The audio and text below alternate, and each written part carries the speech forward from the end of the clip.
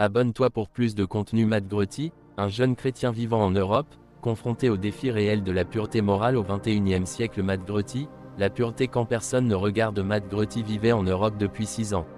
Un bon job, un appartement propre, une connexion internet rapide, et une liberté totale. Personne pour le surveiller, personne pour lui dire non. Et c'est justement là que le combat a commencé. Chaque matin, Matt traversait la ville, casque aux oreilles, entouré d'affiches géantes, de messages subliminaux, de valeurs inversées. En Europe, tout semblait permis, tant que ça ne dérangeait pas les autres. Mais à l'intérieur de Matt, quelque chose résistait. Il se souvenait des paroles de son père avant son départ: la vraie foi se mesure loin des regards, pas dans les discours.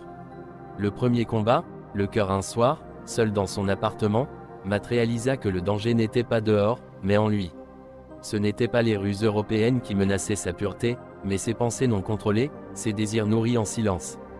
Il comprit alors une vérité brutale: on ne perd pas sa pureté par accident, mais par négligence. Le deuxième combat, les pensées. Le téléphone vibrait sans cesse. Contenu suggestif, discussion ambiguë, proposition déguisée en liberté.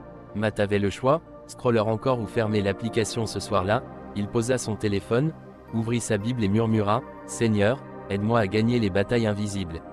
La pureté commença là, dans un geste simple mais coûteux.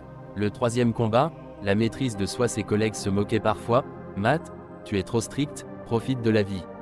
Il souriait, mais son cœur tremblait. Dire non, c'était accepter d'être différent. Dire non, c'était renoncer à certaines invitations pour protéger son âme.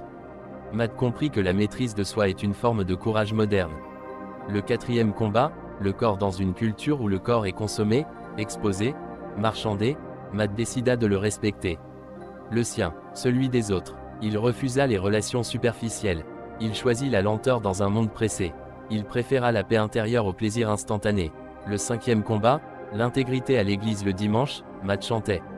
Du lundi au samedi, il voulait rester le même homme.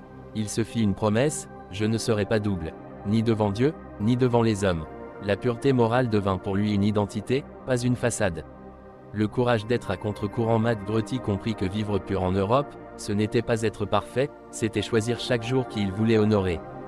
Dieu ou l'opinion populaire, l'Éternel ou l'instant. Conclusion, le message de Matt aujourd'hui: Matt vit toujours en Europe. Les tentations n'ont pas disparu. Mais il a compris une chose essentielle: la pureté morale n'est pas l'absence de combat, mais la victoire quotidienne de l'âme qui refuse de se vendre.